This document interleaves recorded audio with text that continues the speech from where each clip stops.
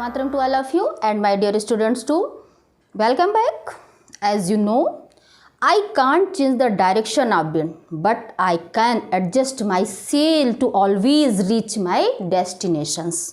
आप जानते हैं कि हम हवाओं के रुख को नहीं बदल सकते, फिर भी यदि हम पूरे डेस्टिनेशन से गंतव्य तक पहुंचना चाहते हैं तो हम अपनी नाव को उसी दिशा में खेते जाएं जहां से हम मार्ग बना लें। कहते हैं कोई चलता पद चिन्हों पर कोई पद चिन्ह बनाता है सूरमा वही जो जग में पूजा जाता है। तो हवाएं किस दिशा में चल रही हैं ये हम पर प्रभावित नहीं होनी चाहिए, हमें अपना रास्ता स्वयं चुनना चाहिए। इन्हीं शब्दों के साथ हम चलते हैं एक कदम आगे। हमने आपको बताया वर्ब में पढ़ा रही थी, वर्ब के बारे में हमने बताया आपको कि उसके फॉर्म क्या होते हैं, उनके प्रकार क्या होते हैं, कहाँ कहाँ कैसे यूज होती हैं। अब उसी का पार्ट हमारा है टेंस, उसी का पार्ट हमारा चल रहा है tense. It is very important for all students. Tense ही सब कुछ है। टेंस यदि आपको बन गया है तो मान लीजिए ग्रामर का पूरा आधार पूरा सार समझ में आ गया है। तो ध्यान से समझने का प्रयास करेंगे। तो इसको अब हम चलते हैं, आप ध्यान से। स्टूडेंट्स बता रहे हैं टेंस, टेंस मीन्स काल। अब इसका डेफिनेशन हिंदी में तो आप जानते हैं कि टेंस माने काल होता है, प्रेजेंट यानी वर्तमान काल, भूत काल, भविष्य काल। अपन तीन ही कालों में जीते हैं, तीन काल में ही बातें करते हैं। लेकिन इसका थोड़ा सा एक छोटा सा डेफिनेशन है, इंग्लिश में भी आप समझ लेंगे।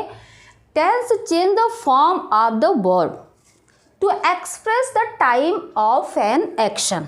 हमने बताया कि हम वर्ब का पार्ट लेके चल रहे हैं और ये वर्ब के विभिन्न रूपों और उसकी गतिविधियों में परिवर्तन ही टेंस कहलाता है।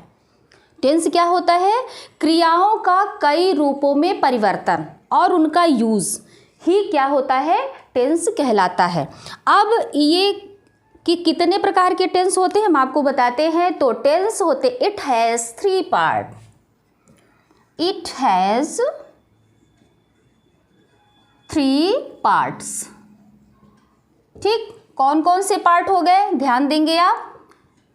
प्रेजेंट टेंस यानी वर्तमान काल,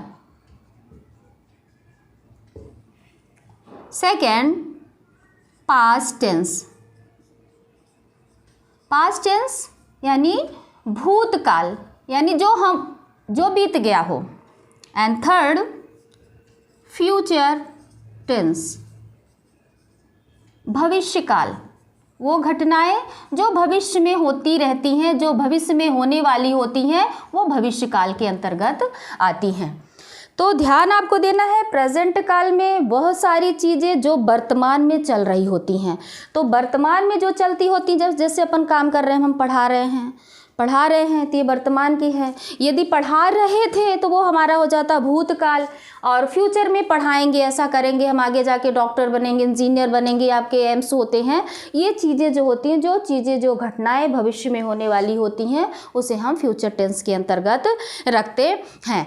तो अब इनके भी यानी प्रेजेंट टेंस वर्तमान काल, प्रेजेंट काल, पास्ट टेंस भूतकाल जो भूत में बीती हुई बातें होती हैं, और फ्यूचर टेंस जो आगे जाके आने वाली होती है। अब इन टेंसेस के भी चार चार भाग होते हैं। वो चार भाग हम यहाँ पे रिटर्न करते हैं और लिखते हैं और आपको समझाते हैं कि इनके चार चार भाग कौन कौन से हैं। तो ध्यान से देखेंगे। तो टेंस का हम चल रहे थे किसमें? सबसे पहले चलते प्रेजेंट टेंस का। प्रेजेंट टेंस यानी वर्तमान काल। ठीक, अब इसका चार भाग कौन सा हो गया? हमारा फर्स्ट का है तो इसका हमारा नंबर 1 यानी ए प्रेजेंट इंडेफिनिट टेंस। इंडेफिनिट से आपको समझ में आ गया होगा। प्रेजेंट इंडेफिनिट टेंस से ये अनिश्चित काल होता है, अनिश्चित काल को बताता है, अनिश्चित समय के, यानी कि कार्य ना तो खत्म हुआ होता है और ना ही जारी रहता है, बीच में होता रहता है। वो हमारा यानी कि निश्चित रूप से ये कार्य नहीं होता है, चलता रहता है, पर इसकी कोई निश्चितता नहीं होती है कि कब शुरू हुआ और कब खत्म होगा। ये चीज़ इसलिए इसको अनिश्चित काल यानी इंडेफिनिट टेंस कहा जाता है। इसका भी एग्जाम्पल द्वारा भी हम समझा देते हैं। एंड सेकेंड है हमारा present continuous tense.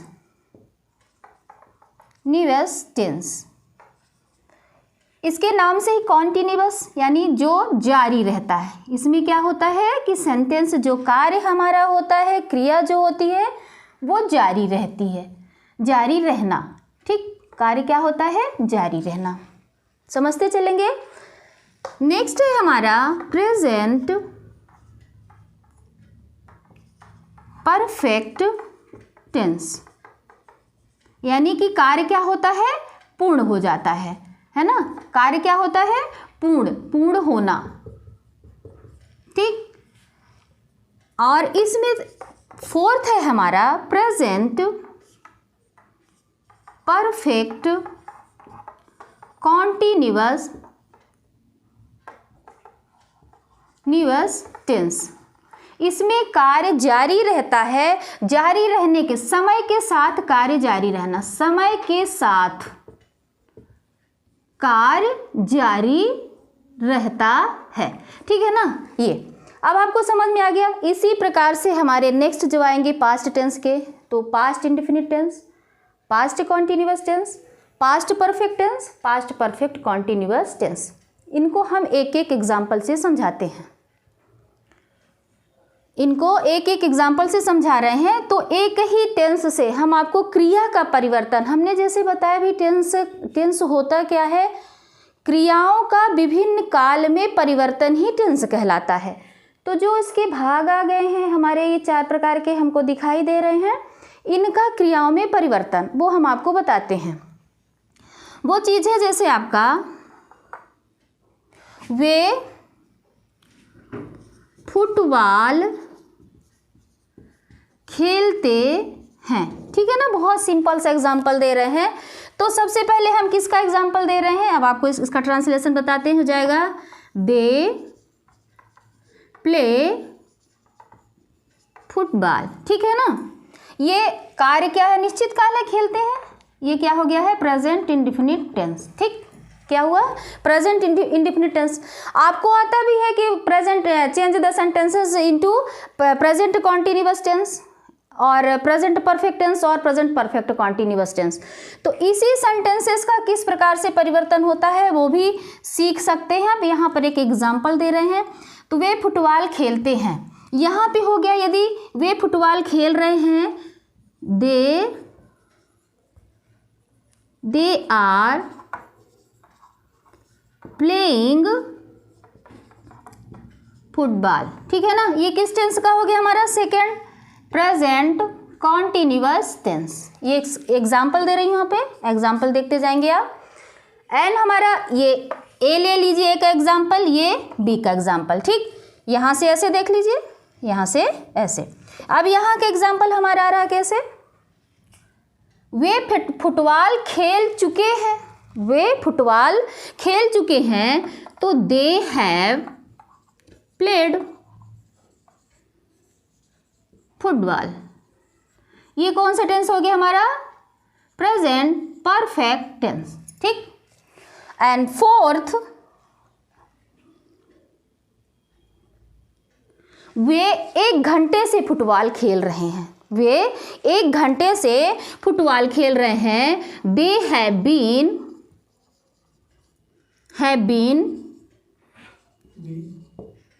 Playing football for an hour. ठीक है ना। ये कौन सा टेंस का हो गया? Present perfect continuous tense.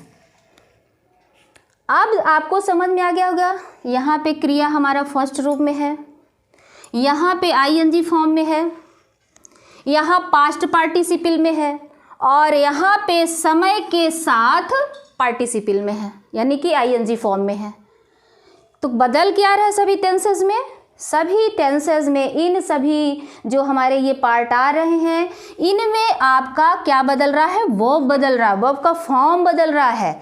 ये चीज़ें, इसी चीज़ों की जानकारी हम नेक्स्ट वीडियो में पढ़ेंगे। इसलिए वीडियो से आप लगातार बने रहिए, लगातार देखते रहिए, समझने का प्रयास करते रहिए। For watching this video, thank you so much.